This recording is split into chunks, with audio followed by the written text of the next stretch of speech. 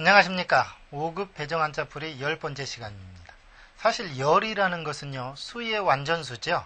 여러분들 가로와 세로가 만납니다.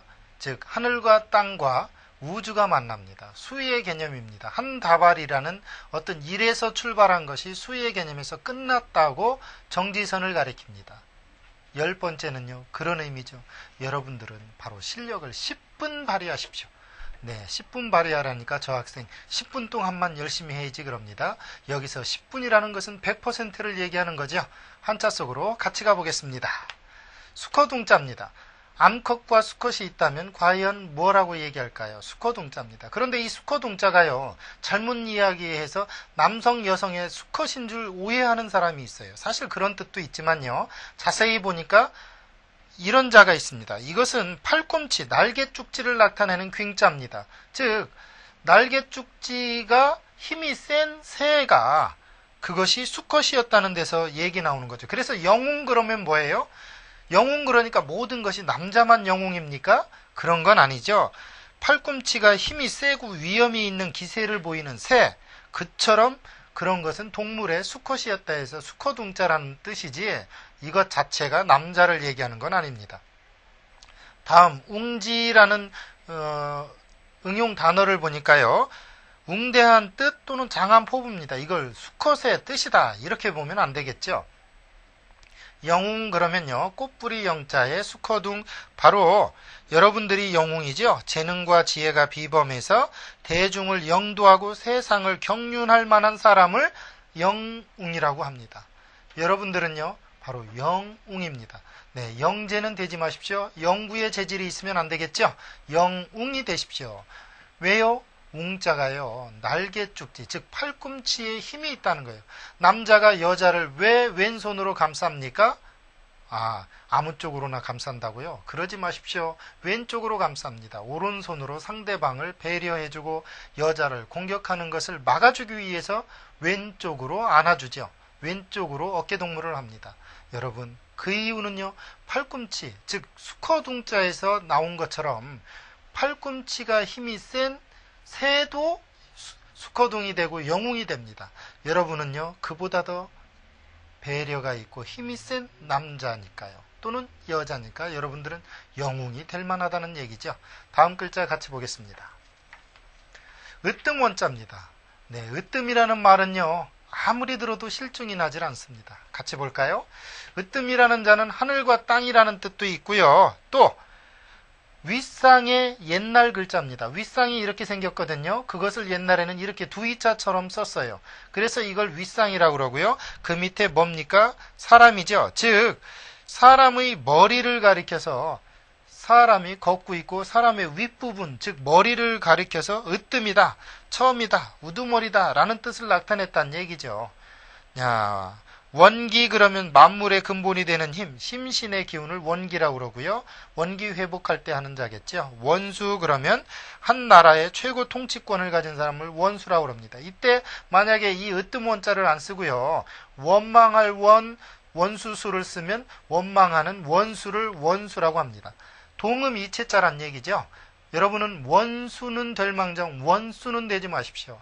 뭔 얘기입니까? 으뜸되는 사람은 될지언정 원망받는 사람은 되지 마십시오. 다음 글자 같이 보도록 하죠. 집원자입니다. 사실 요즘요, 학원을 운영하는 사람은 전부 원장님이에요. 왠지 병원 원장도 아니고 도대체 이 학원 할 때 원자가 어떤 자일까요? 같이 볼까요? 물론 집원자인데 집은 집인데 무슨 집인가 궁금하시겠죠?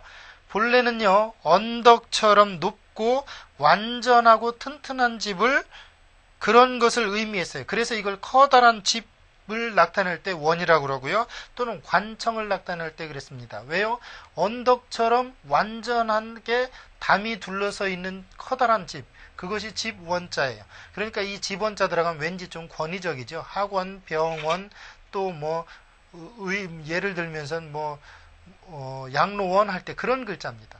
원장 그러면은요, 병원이나 학원 등 원의 우두머리가 원장이고요. 병원 그러면 환자를 진찰 또는 치료하는 시설을 갖춘 그런 기관을 병원이라고 그러겠죠.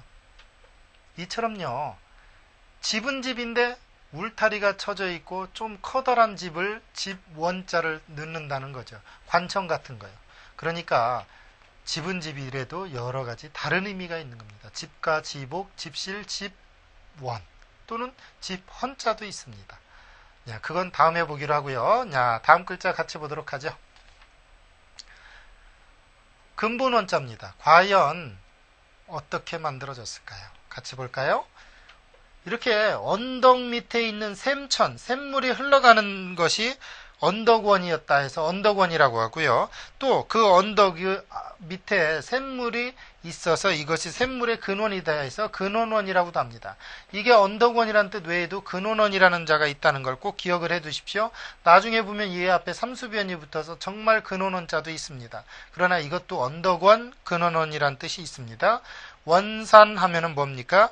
본디의 산지에서 생산되는 일을 원산이라고 그러고요. 원시 시대 할 때 원시는 시작이 되는 처음을 원시라고 합니다. 그런 의미에서 원시의 원은 언덕원이 아니고 바로 근본원이 되겠죠. 근본이 되는 시작일 테니까요. 다음 글자 같이 보도록 하죠. 네, 원할 원자입니다. 과연 원하다, 호프, 바라다라는 뜻을 가진 한자 어떻게 만들어졌을까요? 같이 보겠습니다.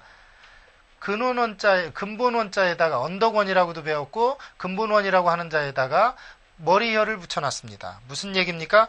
본래 머리가 언덕처럼 크다. 여러분들은 언뜻 제 머리를 떠올리고 있군요. 네, 그런 의미가 아니고요. 반듯하고 머리가 원래 크다, 반듯하게 크다라는 큰 머리를 뜻하다가 후에 큰 머리로 무언가를 근본을 바란다. 머릿속으로 근본을 원한다. 또 그것을 바란다 해서 예를 들어 유토피아라든가 신선 사상을 가졌던 이 당시의 사람들은 불로장생의 어떤 근본적인 생각을 머릿속에 꿈꾸었는 모양입니다. 그리고 그것을 바랬겠죠. 그래서 바랄 원, 원할 원이 되었습니다. 원망 그러면은요, 원하고 바람이고요. 염원 그러면 항상 마음속에서 생각하고 간절히 바란다는 것이 염원입니다. 여러분들은 공부를 1등 하기를 염원하십니까? 그렇다면요, 근본을 생각하십시오. 바로 해야만 된다는 사실이죠. 공부는요, 하지 않고는 안 됩니다. 그냥 하는 겁니다.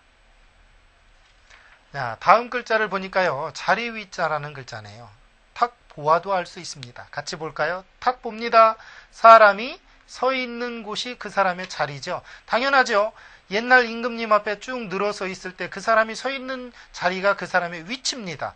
정 1품부터 9단계까지 있을 때 쭉 늘어서 있습니다. 그러면 그 서열이, 서 있는 자리가 그 사람의 위치예요. 그래서 이게 자리 위자입니다.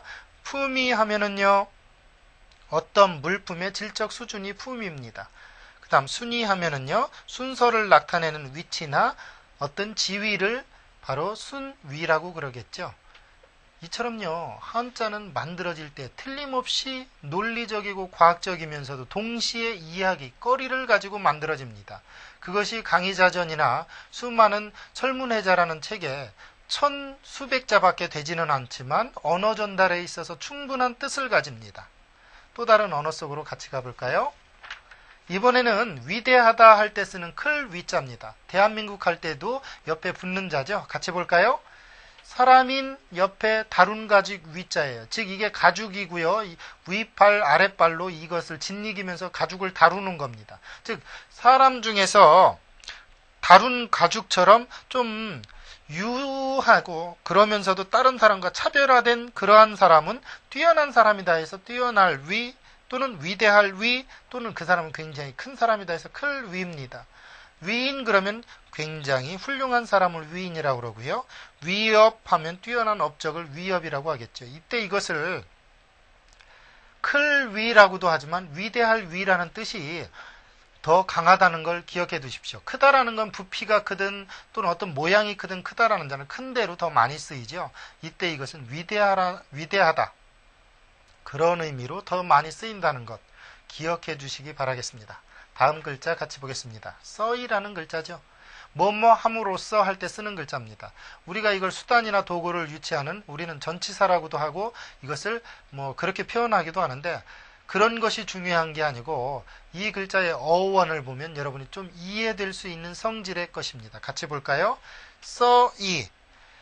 이것은요, 쟁기의 모양입니다. 밭을 가는 쟁기의 모양인데 그 쟁기가 있고요. 그 쟁기 뒤에 사람이 붙어 있는 겁니다. 즉 쟁기를 사람이 붙잡고서 그 쟁기를 사람이 쟁기를 써야만 밭을 갈 수 있다는 데서 이것은 도구다, 수단이다. 그래서 이건 써이다라는 거예요. 그래서 써이자입니다. 예를 들어 이심, 전심, 마음으로써 마음을 쟁기처럼 가지고서 마음을 전한다가 이심전심이 되겠죠. 이실 짓고 진실로서 곧바로 아뢰는 게 이실직고입니다. 이때 이실직고의 직은 곧다라는 뜻 외에도 부사로 곧바로 바로 이런 뜻이죠. 그러니까 이런 것이 한자의 어려움이죠. 한자라기보단 한문의 어려움이 되겠죠. 한문은요, 부사나 명사나 또는 서술어나 소위 말하면 동사나 이런 것이 따로 구분되어 있지 않습니다. 이걸 용언형 또는 체언형이라고 해서 자기가 명사도 됐다가 동사도 됐다 그럽니다. 바로 고들직자처럼 말이죠. 그러면 다음 글자 같이 보도록 하겠습니다. 귀 이자입니다. 귀의 모양을 본딴 글자죠. 같이 볼까요? 귀가 이렇게 생겼습니다. 예, 제가 귀를 좀 잘 못 그렸는지 모르지만 어쨌든 귀의 모양에서 이렇게 그대로 온 그런 상형자입니다. 이순 그러면은요, 예순사를 이순이라고 그러죠. 이목 그러면 귀, 눈목, 귀와 눈을 이야기하기도 하고요. 남이 듣거나 보거나 하여 들리는 관심을 이목이라고도 그럽니다. 이목이 집중되다 할 때 쓰이는 그러한 글자죠. 다음 글자 볼까요? 이번 글자는요, 인할 인자입니다. 무엇을 인하다, 무엇 때문이다 라고 할 때 쓰는 자죠. 예를 들어 무엇을 인하여서 내가 이러하게 되었다 라고 할 때 쓰는 자인데 어떻게 만들어진 글자인지 같이 보도록 하겠습니다.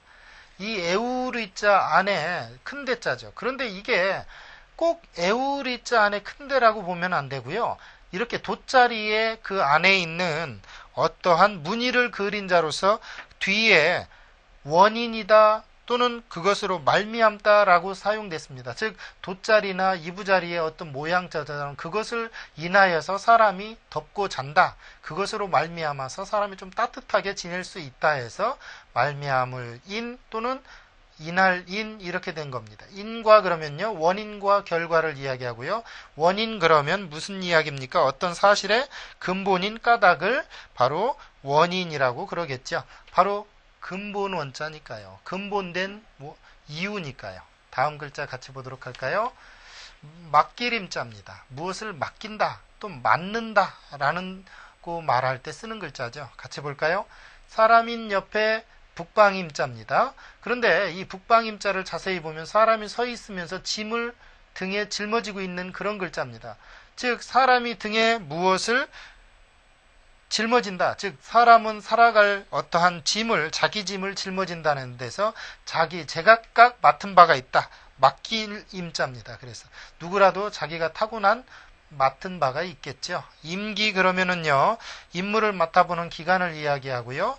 임의대로 할 때 임의는 자기 뜻대로 또는 마음 내키는 대로라는 뜻입니다. 한자는요, 만들어질 때 충분한 이유가 그 당시에 맞게 조립이 됩니다. 지금 생각으로는 때로는 이해가 안 되는 부분도 있을 수 있는데 그런 것들은 여러분들이 생각을 옛날 쪽으로 옮겨서 당시의 상황을 설정해 놓고 이해해 주시기 바라겠습니다. 다음 설정으로 같이 가볼까요? 네, 같이 지금 보고자 하는 자는요, 바로 제주제자가 붙은 글자입니다. 같이 보겠습니다. 나무목 옆에 제주제, 나무를 제주껏 기르면 제목이 된 데서 제목제자입니다. 즉 집을 지을 때 바탕이 되는 나무는 그 나무는 큰 제목이다 해서 제목제죠. 즉 이게 제주제 외에도 바탕제라는 뜻이 있습니다. 사람은 타고나는 밤은 바탕이 곧 제주거든요. 노래를 타고날 때부터 받은 사람은 그 제주가 있습니다. 그래서 그것은 본바탕이다 해서 바탕제, 제주제란 뜻이고요. 집을 지을 때 본바탕이 되는 나무, 그것은 제목이라는 얘기죠. 그런 의미에서 재료 그러면은요, 물건을 만드는 감이고요. 교재하면 교육 활동을 성립시키는 데 쓰이는 여러 가지 재료를 교재라고 하겠죠. 지금 여기서 중요한 것은 제주제자가 꼭 제주제 외에도 바탕제로 쓰인다는 것 기억해 두십시오. 다음 글자 같이 볼까요? 이번 글자도 제주제 바탕제가 들어간 재물제자입니다. 같이 볼까요? 재물제니까 당연히 앞에 뭐가 붙습니까? 조개패, 그렇죠. 돈이 붙습니다. 즉 돈을 제주껏 모으면 불어나는 건 재물이 되겠죠. 그런 뜻도 있고요. 살아가는데 바탕이 되는 재물, 그것은 바로 돈이라는 얘기예요. 그래서 재산제, 재물제라는 뜻이죠. 바탕이 되는 돈, 그것은 재물이라는 얘기예요. 여러분, 그래서 재물은 없을 수가 없습니다. 여러분들은 재물을 많이 모으십시오. 제주껏 모으십시오. 그 다음에 제주껏 쓰십시오. 재산하면은요, 개인이나 기관에 속하여서 그의 소유로 되어 있는 물건을 재산이라고 그러고요. 재계 그러면 경제계, 즉 경제활동을 하는 어떠한 부류를 재계라고 그럽니다. 네, 다음 글자를 보겠습니다. 네, 거듭제 또는 두 번째라는 제죠. 그럴 때 쓰는 제자입니다. 같이 보겠습니다. 지금 이 글자를 보니까요. 한일이 있고 얼글구, 즉 얼키설키 나무를 쌓아놓은 모양이죠. 한마디로 말해서요. 쌓아놓은 나무 위에 하나를 더 올려놓는다. 즉 어떤 쌓아놓은 나무 위에 하나를 더 얹어놓는다. 더 포개어놓는다는 데서 이건 거듭하는 일이다. 두 번 하는 일이다 해서 거듭제, 두 번제 이런 자입니다. 그래서 우리는 줄여서 두제 그렇게 표현을 하죠. 재개하다, 다시 열다는 뜻이고요. 재고하다라는 뜻은 한 번 정한 어떤 일을 다시 한 번 더 생각한다라는 뜻으로 쓰일 때 재고한다라는 뜻이 되겠죠. 그러면요. 이번 시간 마지막 글자를 한번 보도록 하죠. 네, 마지막 시간 하니까 벌떡 일어납니다. 저 학생. 네, 같이 볼까요? 네, 내천자 밑에 불화자죠. 이것은 개미허리 요라고도 하는 글자거든요. 그럴 때 쓰는 자입니다. 그것이 이렇게 내천이랑 옛날에 같이 쓰였어요. 재앙이라는 뜻이죠. 즉 내천, 냇물과 불, 즉 물과 불로 덮치는 재앙을 재앙재라고 합니다. 사실 물이나 불로 인한 재앙이 가장 큰 재앙이죠. 그럴 때 쓰는 자입니다. 물도 있고 불도 있고. 네, 재난 그러면 뭡니까? 뜻밖에 일어나는 불행한 일이고요. 재화 그러면 불행한 일과 조심스럽고 어려운 일을 재화라고 그럽니다. 여러분들은 재난이나 재화를 받지 마십시오.